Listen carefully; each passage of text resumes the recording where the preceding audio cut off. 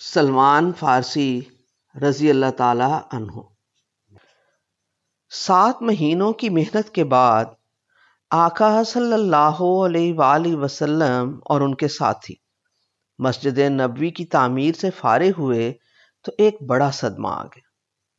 مدینہ میں آقا صلی اللہ علیہ وآلہ وسلم کے ساتھیوں کا سب سے بڑا ساتھی، جن کے پاس ٹھہر کے سیدنا مصعب بن عمیر رضی اللہ تعالیٰ عنہ نے خدا کی مدد اور آقا صلی اللہ علیہ وآلہ وسلم کے حسن اخلاق کے قصے سنا کے آقا صلی اللہ علیہ وآلہ وسلم کے ان دیکھے پروانے اکٹھے کیے تھے۔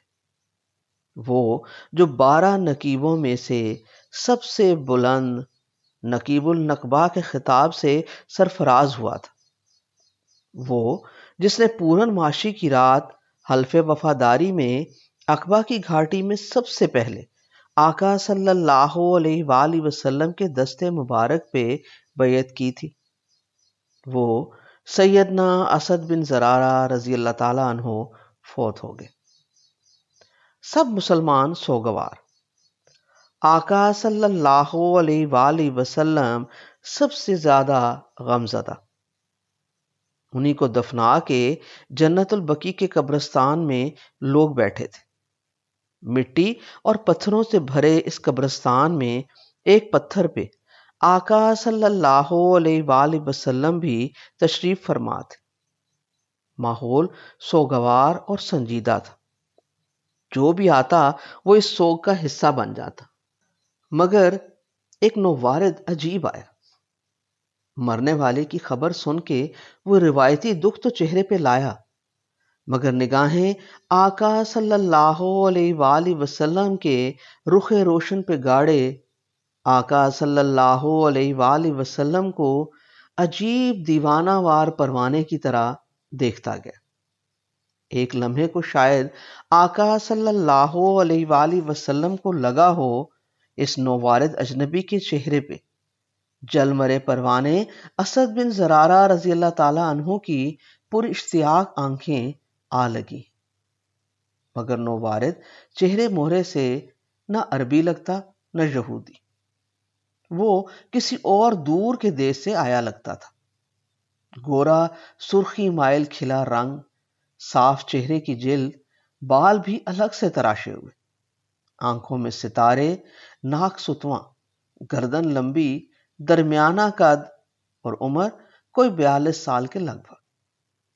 آقا صلی اللہ علیہ وآلہ وسلم کے قریب پہنچ کے وہ ایسے منڈلانے لگا جیسے پروانہ شمع کا طواف کرتا ہے، کبھی دائیں طرف جاتا کبھی بائیں۔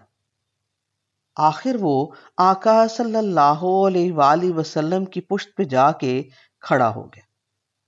آقا صلی اللہ علیہ وآلہ وسلم کو اس کی نگاہ کی شدت اپنے کندھوں بیچ کمر پہ محسوس ہونے لگی۔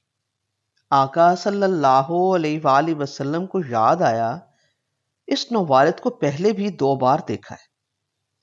پہلی بار تو وہ اسی دن آقا صلی اللہ علیہ وآلہ وسلم کے روبرو آ گیا تھا جب آقا صلی اللہ علیہ وآلہ وسلم نے مدینے کی دہلیز قباء میں قدم رکھا تھا۔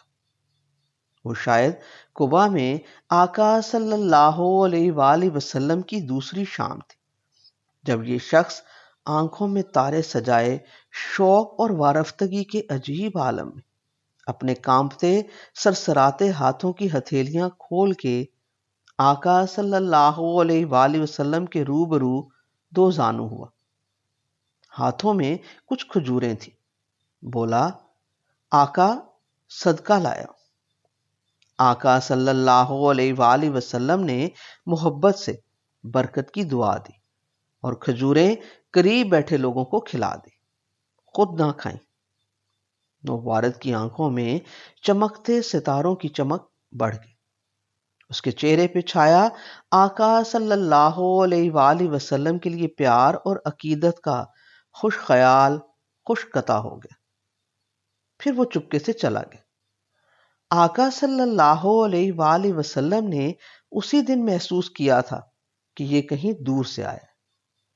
کچھ دن گزرے، آقا صلی اللہ علیہ وآلہ وسلم قبا سے مدینہ تشریف لے آئے۔ مسجد نبوی کی تعمیر شروع ہو گئی۔ نووارد پھر آ گیا۔ وہ ستارہ آنکھیں اور عقیدت سے چپ چپ کرتا ہاتھ میں پھر کچھ کھجورے۔ اس بار بولا، آقا آپ کے لیے ہدیہ لایا، تحفہ۔ آقا صلی اللہ علیہ وآلہ وسلم نے برکت کی دعا دی، خود بسم اللہ پڑھ کے کھجور ایک کھائی، باقی ساتھیوں کو کھلا دی۔ نووارد کی چمکتی محبت بھری آنکھوں کے ستارے گھومے، سب ستاروں کا ایک چاند بن گیا۔ وہ دن کے اجالے میں ماہ کامل کے روبرو تھا۔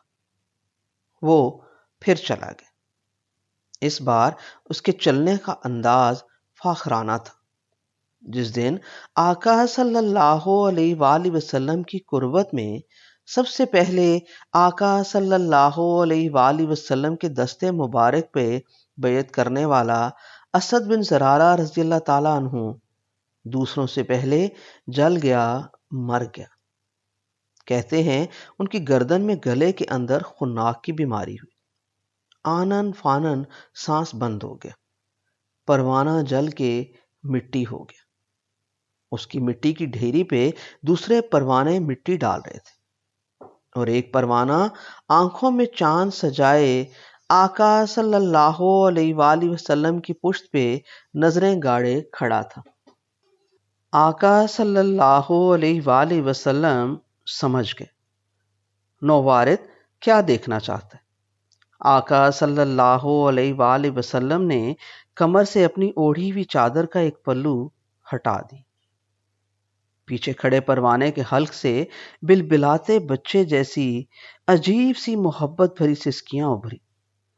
آقا صلی اللہ علیہ وآلہ وسلم کو محسوس ہوا کہ وہ آقا صلی اللہ علیہ وآلہ وسلم کی طرف جھکا ہے۔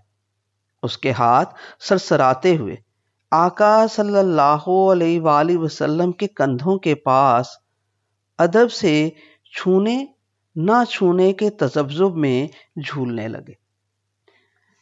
پھر اس کے ہونٹوں کا لمس آقا صلی اللہ علیہ وآلہ وسلم کو عین اپنے کندھوں کے بیچ مہر نبوت پہ محسوس ہوا۔ ہونٹوں کے ساتھ نووارد کی آنکھوں سے نکلتے محبت کی سرمدی بے قابو ہوئے خوش خصال بلند بخت آنسوؤں سے بھرا اس کی روح میں خدا جانے کب سے ٹھہرا ہوا بادل ایک دم سے سارے کا سارا نچڑ گیا۔ اس کے آنسوؤں نے آقا صلی اللہ علیہ وآلہ وسلم کی کمر مبارک پر جل تھل کر دی۔ آقا صلی اللہ علیہ وآلہ وسلم نے کہا، سامنے آؤ۔ نووارد سے مہر نبوی سے ہونٹ نہ اٹھائے جائے۔ اس کا جسم اکڑ گیا، گردن کے پٹھے ایک دوسرے پہ چڑھ گئے، آنکھوں میں آنسوؤں کا دریا۔ حکم کی تعمیل ضروری تھی۔ وہ مٹی پتھروں پہ گھٹنوں کے بل رینگتا ہوا عجب وارفتگی کے عالم میں جلے پروں والے پروانے کی طرح پھڑپھڑاتا روتا ہوا آقا صلی اللہ علیہ وآلہ وسلم کے روبرو دو زانو ہو کے بیٹھ گیا۔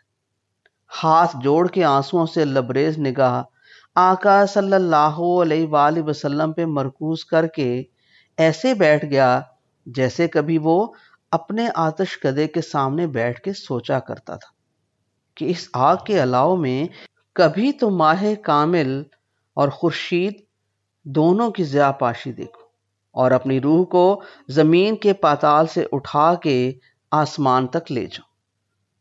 اس روز اس کی زندگی میں وہ لمحہ آ گیا تھا۔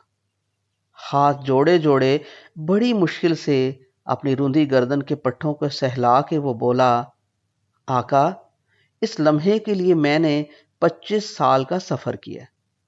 آقا صلی اللہ علیہ وآلہ وسلم چونکے، پھر وہ اپنی کہانی سنانے لگا۔ بولا، میں ایران کے شہر اصفہان کی بستی جئی کا رہنے والا ہوں۔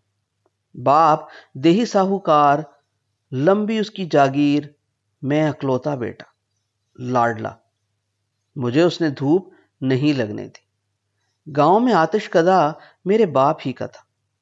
زرتشت کو ماننے والے تھے ہم، آگ کی پوجا کرتے، سارا دن ساری رات آگ کا الاؤ ادھر جلتا۔ میں اس آتش کدے کا ناظم تھا، آگ بجھنے نہ دیتا۔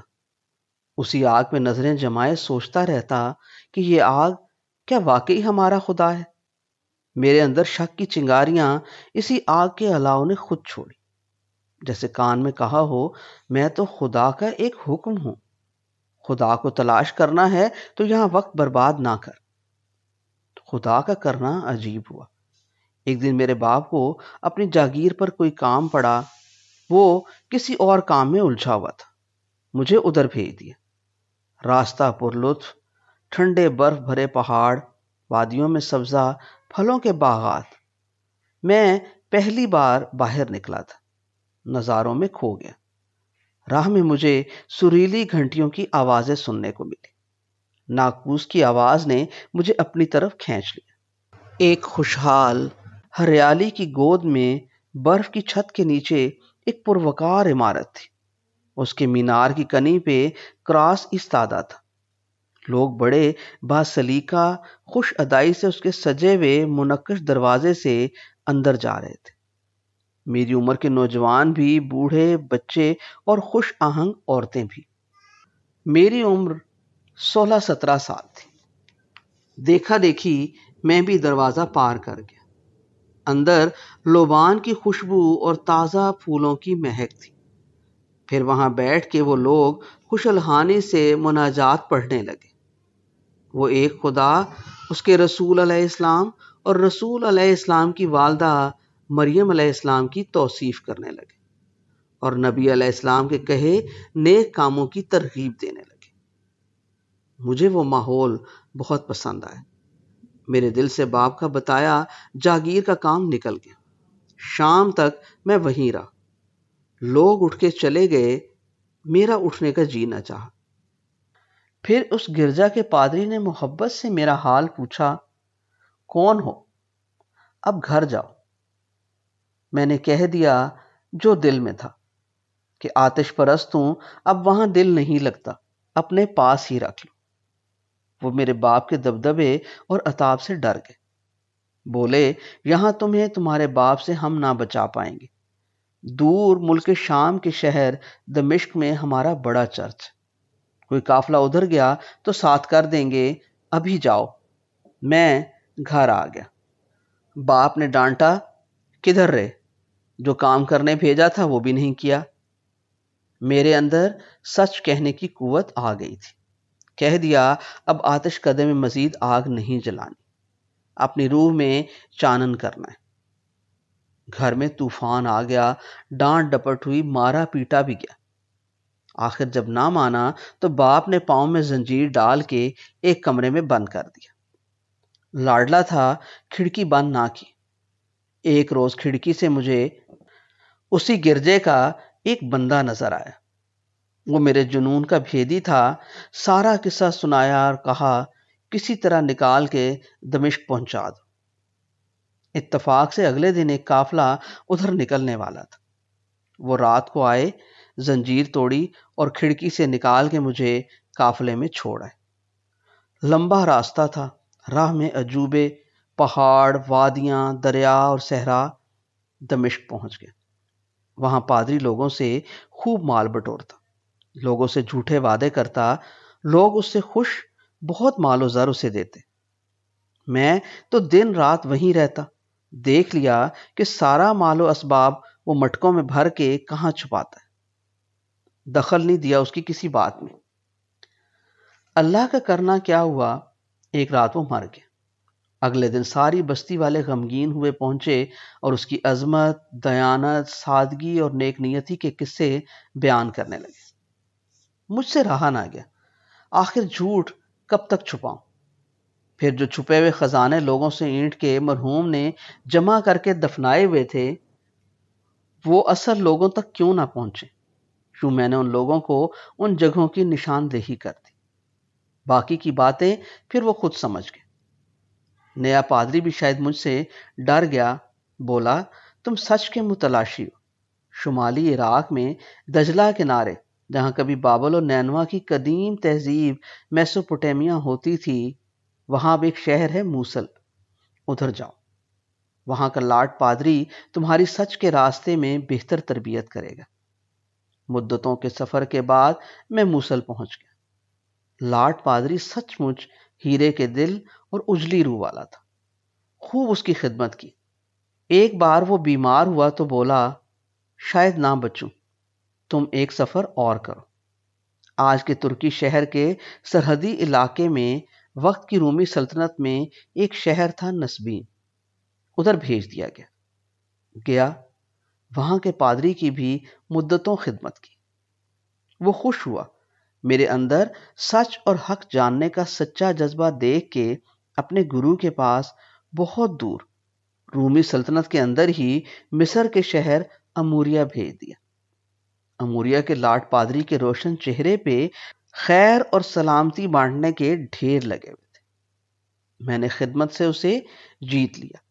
بوڑھا تھا وہ، بیمار ہوا تو بولا، بالک، شاید نہ بچوں، آج تمہاری اجلی روح میں حق کی تلاش دیکھ کے ایک راز بتا دیتا ہوں۔ وہ دن بس آنے والا ہے یا آ چکا ہے جب عرب کی سرزمین میں ایک آخری رسول صلی اللہ علیہ وآلہ وسلم کی بعثت ہوگی۔ میں تو خود ان کی غلامی کو ساری عمر ترستا رہا، مگر شاید میری عمر وفا نہ کرے، تم ان تک پہنچ جاؤ۔ وہ رہنے والے تو سنگلاخ پہاڑی رے گزار کے ہوں گے، مگر ان کی دائمی رہنے کی جگہ جہاں وہ ہجرت کر کے جائیں گے اس کی نشانیاں سمجھ لو۔ وہ دو بڑے پہاڑوں، آتشی سیال کے جمے ہوئے کالے ہرے کے ٹیلوں کے درمیان ایک خوش موسم سرزمین ہوگی، جہاں بہتات سے میٹھی کھجوروں کے باغ ہوں گے۔ خود ان رسول آخر صلی اللہ علیہ وآلہ وسلم کی ذاتی نشانیاں بڑی واشگاف ہوں گی۔ وہ صدقہ نہیں کھائیں گے، ہدیہ کھا لیں گے، اور ان کی پشت پہ کندھوں کے بیچ ایک رومی اشرفی جیسی ابھری ہوئی مہر ہوگی، مہر نبوی۔ بس آقا پھر مجھ سے نہیں وہاں ٹھہرا گیا۔ خیر بتانے والے اپنے مہربان پاکیزہ اسقف کے ہاتھ چومے اور اجازت طلب کی۔ جو مال متاع جمع تھا اس سے عرب کی طرف جاتے یہودیوں کے قافلے سے کرایہ طے کیا، اپنی بکریاں اور گایاں کرائے میں دیں اور چل پڑا۔ وہ قافلہ بنو کلب کا تھا۔ قافلہ ہفتوں چلتا رہا۔ وادی القریٰ میں بھی کھجوروں کے باغ ہیں، مدینے کے شمال میں۔ آج کل اس بستی کو العلا کہا جاتا ہے۔ وہاں پہنچ کے قافلے کے یہودیوں کی نیت خراب ہو گئی۔ منڈی میں جہاں اور اسباب وہ خریدنے اور بیچنے لگے، مجھے غلام ظاہر کر کے ایک اور یہودی کے ہاتھ بیچ دیا۔ میں غریب الوطن، بے بساط، اکیلا، کم عمر کیا کرتا؟ ناچار اسی یہودی کی غلامی کرتا۔ پھر ایک دن میری قسمت جاگی۔ میرے یہودی مالک کا ایک چچا زاد مدینے کی مضافاتی بستی بنو قریظہ سے ادھر آیا۔ اللہ جانے اسے میں کیوں پسند آیا کہ اس نے مجھے خرید لیا اور اپنے ساتھ مدینہ لے آیا۔ جوں جوں میں مدینے کے قریب آتا جاؤں، میرے دل کی کلی پھول بنتی جائے۔ دو پہاڑ، آگے پیچھے ریت، شہر کے گرد کالے جمے ہوئے آتش فشانی ہرے کے ٹیلے، اندر کھجور کے باغات۔ میرے دل نے تصدیق کر دی، یہی میرے آقا صلی اللہ علیہ وآلہ وسلم کی جائے ہجرت ہے۔ میں تو غلام تھا، مزدوری اور محنت میں جتا رہتا، مجھے کسی بات کی خبر نہ تھی آپ کب پہنچیں گے۔ پھر ایک دن وہ خوش بخت لمحہ آ گیا۔ میں اپنے یہودی مالک کے باغ میں ایک کھجور کے پیڑ پہ چڑھا کھجوریں توڑ رہا تھا۔ میرا آقا نیچے چارپائی بچھائے بیٹھا تھا۔ اتنے میں اس کا ایک بھائی جو قبا میں رہتا تھا وہ آ گیا۔ اس کے چہرے پہ جیسے راکھ پڑی تھی، جلا ہوا کوئلہ جیسے۔ حسد اور جلن سے اس کا چہرہ بگڑا ہوا تھا۔ وہ آ کر میرے مالک سے بڑے دکھ، طنز اور بڑی کدورت سے بولا، کائلہ کے بیٹے اس کے استقبال میں دیوانے ہو رہے ہیں، اچھل کود رہے ہیں، جشن منا رہے ہیں۔ کیوں؟ میرا مالک سٹپٹا کے بولا، وہ آ گیا ہے نا۔ کون؟ جس نے ہجرت کر کے اب یہیں رہنا ہے، جس کا دعویٰ ہے کہ وہ رسول اللہ ہے، خدا کا آخری پیغمبر۔ میرے کان تو پہلے ہی کھجور پہ چڑھے زمین پہ لگے تھے۔ رسول آخر صلی اللہ علیہ وآلہ وسلم کی آمد کا سن کر میرے ہاتھ پاؤں کو کسی اور سہارے کو پکڑنے کی حاجت نہ رہی۔ ہاتھ چھوٹے، پیر پھسلے، اور میں کھجور کے تنے سے رگڑ کھاتا ہوا پتھر کی طرح تیزی کے ساتھ نیچے اترا، اور اترتے ہی قبا سے آئے اپنے مالک کے بھائی سے سوالات کی بوچھاڑ کر دی۔ وہ کب پہنچے، کیسے ہیں؟ میرے مالک نے جو پاس بیٹھا تھا اٹھ کے میرے منہ پہ ایک زوردار تمانچہ مارا اور کہا، چل اپنا کام کر، دفع ہو۔ بس وہ رات تلاش پہ نکلے 25 سالوں میں نے پھر پرانے آتش کدے میں ایک جلتی ہوئی لکڑی، سلگتے کوئلے اور گرم چنگاریوں بھری راکھ کی طرح گزاری۔ اگلے دن جو قبا میں آپ کی آمد کا دوسرا دن تھا، اپنی مزدوری میں کمائی کچھ کھجوریں لے کر پہنچ گیا۔ پہلی تصدیق ہو گئی، آپ نے صدقہ نہیں کھایا۔ کچھ دن بعد اس غلام کو ذرا سی چھٹی ملی تو پھر کھجور لے کر مدینہ آپ صلی اللہ علیہ وآلہ وسلم کے پاس حاضر ہوا۔ آپ نے ہدیہ نوش فرمایا۔ دوسری تصدیق بھی ہو گئی، اور آج 7 مہینوں بعد تیسری چھٹی پہ سارے شک دور ہو گئے۔ آج اپنی نظروں سے مہر نبوی دیکھ لی۔ سیدنا سلمان فارسی رضی اللہ تعالیٰ عنہ کی آنکھوں کا دریا روتے روتے سمندر بن گیا۔ ان کے گلے کے پٹھے شدت جذبات سے پھر اکڑ گئے، اور ان کی خوبصورت نیلگوں آنکھیں کیل کی طرح آقا صلی اللہ علیہ وآلہ وسلم کے رخ روشن پہ گڑ گئی۔ وہ ہاتھ جوڑ کے بولے، آقا، کہنے کو میں نوکری کسی اور کی کرتا ہوں، مگر مجھے اپنی غلامی میں قبول کر لیں۔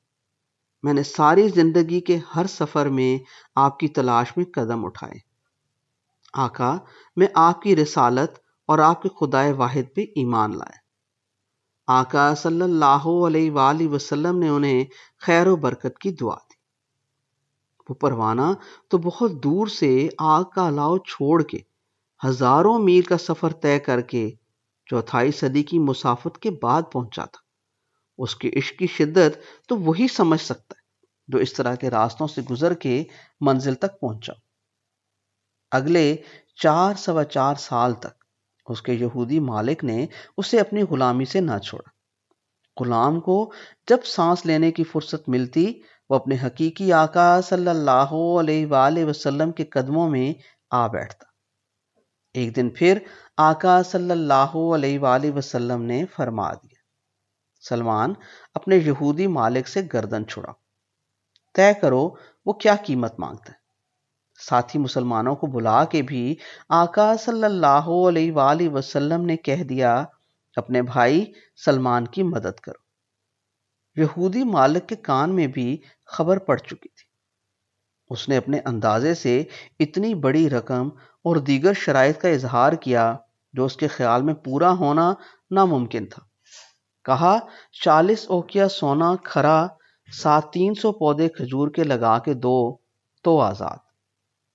سلمان سن کے سر جھکائے آقا صلی اللہ علیہ وآلہ وسلم کے پاس آئے۔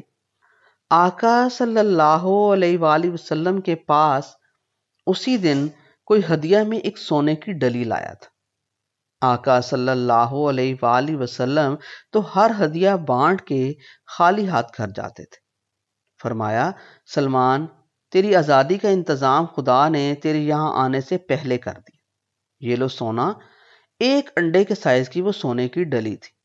دیکھنے میں لگتا تھا وزن کم ہوگا۔ یہودی مالک نے ترازو میں رکھ کے جب تولا تو عین 40 اوقیہ پورے، نہ ایک رتی کم نہ زیادہ۔ اب 300 کھجور کے پودے لگانا رہ گیا۔ آقا صلی اللہ علیہ وآلہ وسلم نے مہاجرین اور انصار سے کہا کہ جاؤ یہودی سے پوچھو اس نے کدھر پودے لگوانے، جہاں کہے وہاں مل کے سب 300 کھڈے کھودو۔ کچھ دوسروں کو حکم دیا کہ اپنے اپنے باغات کی نرسری سے 300 پودے اکٹھے کرو۔ پھر جب کھڈے کھد جائیں، ننھے کھجور کے پودے پورے ہو جائیں تو مجھے بتاؤ، وہ سارے پودے یہودی کے باغ میں اپنے ہاتھ سے لگاؤں گا۔ ایسا ہی ہوا، کھڈے بن گئے، سارے پودے آقا صلی اللہ علیہ وآلہ وسلم نے اپنے ہاتھ سے لگائے۔ وہ تاریخ میں یکتا محفوظ رہ جانے والا باغ ہے، آج تک مدینے میں پھل دیتا ہے۔ کہتے ہیں آقا صلی اللہ علیہ وآلہ وسلم کے ہاتھ سے لگے سارے پودے پھلے پھولے، آج تک وہ باغ مہک رہا ہے۔ سیدنا سلمان فارسی رضی اللہ تعالیٰ عنہ ہمیشہ کے لیے آقا صلی اللہ علیہ وآلہ وسلم کے قدموں میں آ گئے۔ سب لوگ ان سے پیار کرتے تھے۔ مہاجر کہیں، ان سے زیادہ ہجرتیں کسی نے نہیں کی، یہ مہاجرین میں سے۔ انصاری کہیں، یہ تو ہمارے بنو قریظہ کے باسی تھے، انہیں انصار مانے۔ سیدنا سلمان فارسی رضی اللہ تعالیٰ عنہ نے ایک دن آقا صلی اللہ علیہ وآلہ وسلم سے پوچھ لیا، آقا، دونوں طرف کے بھائیوں کا یہ اصرار ہے، آپ بتائیں میں کن میں سے ہوں؟ آقا صلی اللہ علیہ وآلہ وسلم مسکرائے، فرمایا، سلمان، تم میرے اہل بیت سے ہو۔ اہل بیت میں یوں ہی کبھی زید بن حارث رضی اللہ تعالیٰ عنہ بھی آئے تھے، وہ بھی غلام تھے۔ غلام بنے بغیر اہل بیت کے دروازے پہ پہنچا نہیں جا سکتا۔